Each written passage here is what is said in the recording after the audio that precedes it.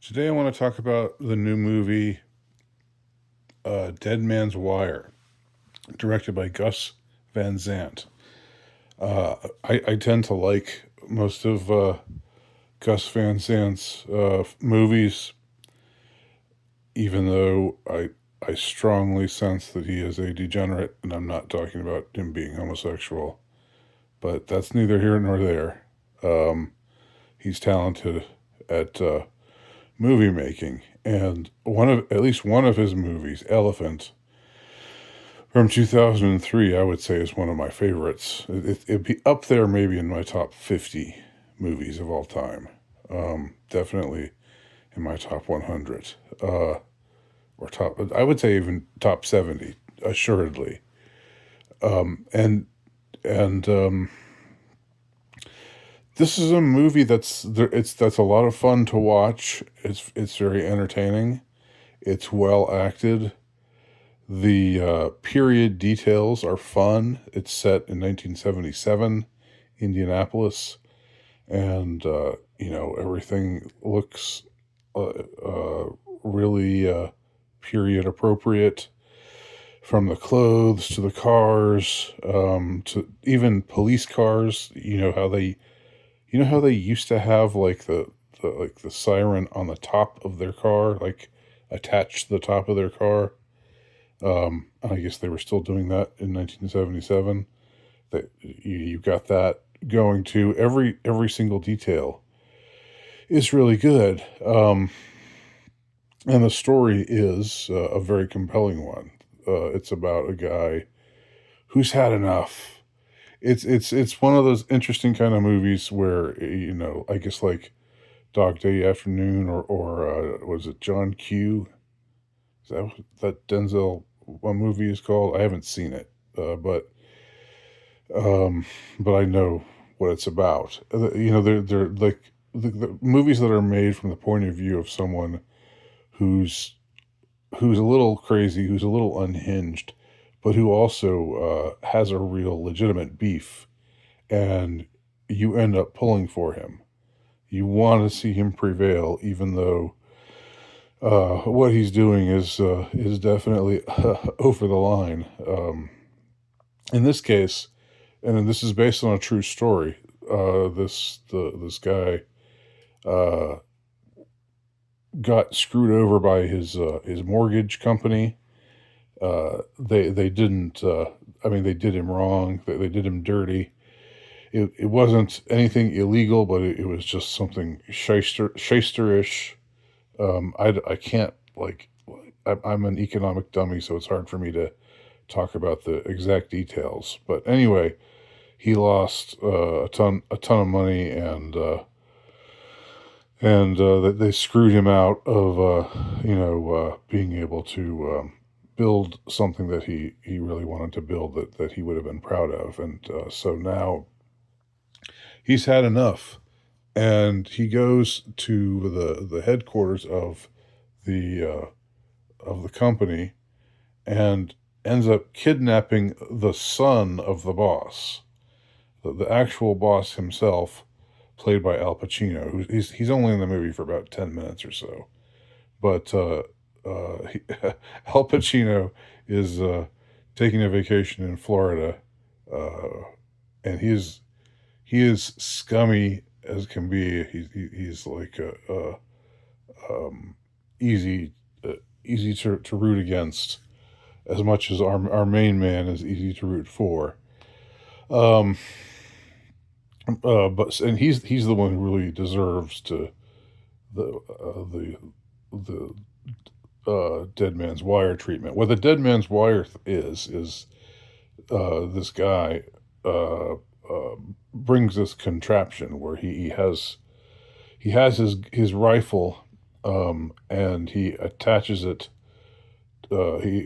wire to the back of the neck of the guy that he's kidnapping, the son of the president of this mortgage company, um, so that if the guy pulls too hard, or tries to escape, then the wire will pull the trigger, and he'll get shot. So So he has it's a hostage situation, and things kind of go wrong from the start. And he has to improvise, um, and ends up taking the guy to his apartment, and then you have all the news coverage of this event. It all takes place in Indianapolis, which at the time I think was a much I mean, it was still, I guess, a big city, but it was a much sleepier kind of town, much smaller than it is today, and so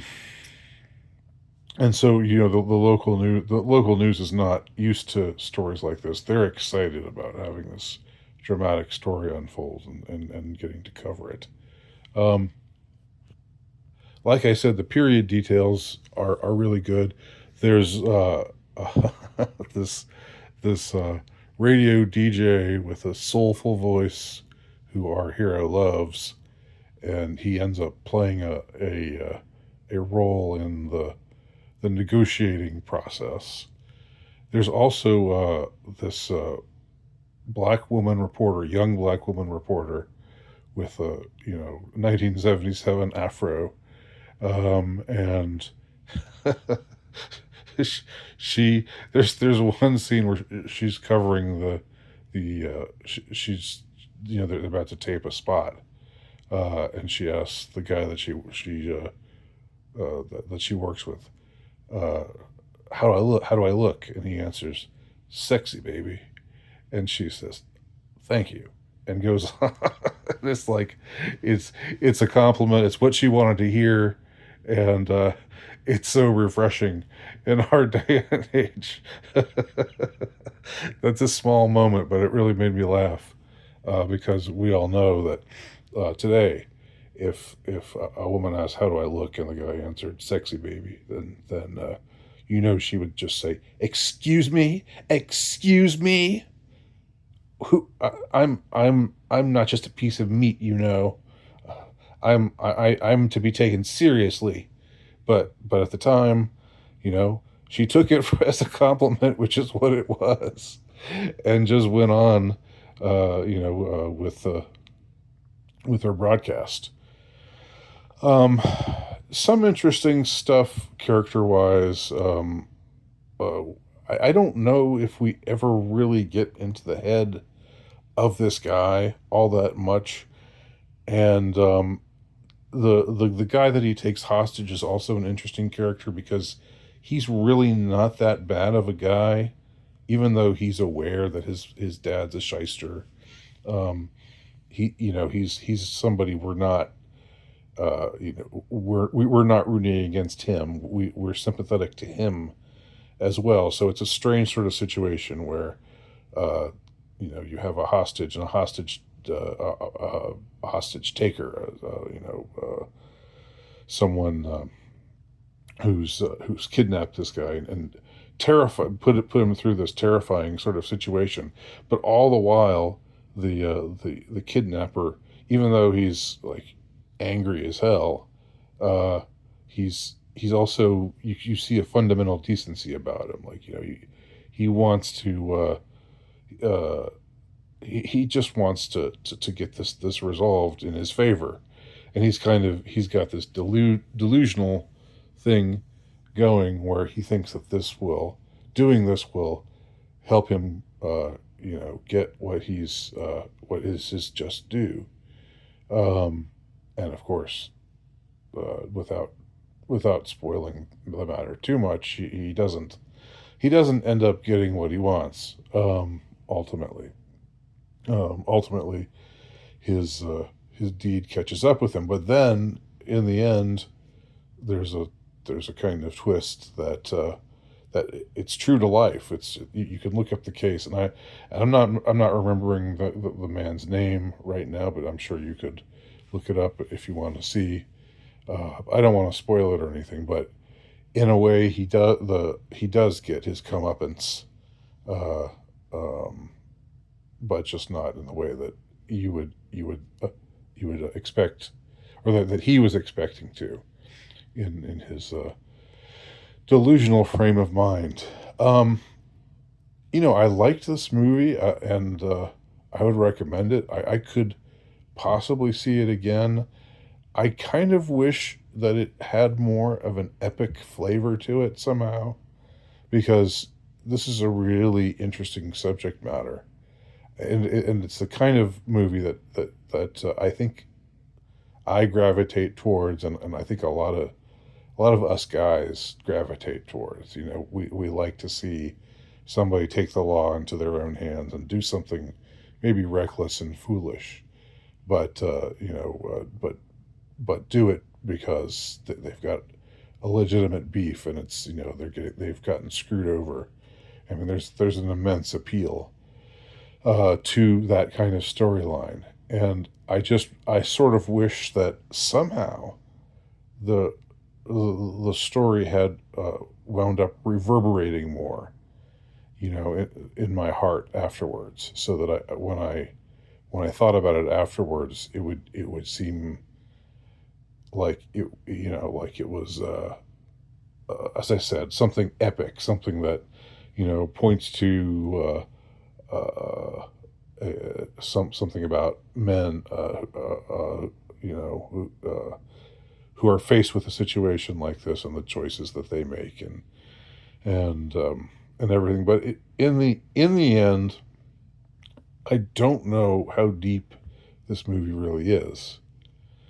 Maybe that shouldn't matter because it looks great and it's entertaining, and as I said, no expense spared on period details. It's always fun to see a period piece movie the that takes it really seriously, and makes sure that everything is up to snuff as far as looking, sounding, smelling. Even though you can't smell anything, sometimes you can anticipate what the guy's apartment smells like, or everybody's smoking. Just like it's all very fun. You know, di- like the different social mores that back then than today. So that's my review of Dead Man's Switch. Have any of y'all seen it? Tell me what you think. Thanks for watching.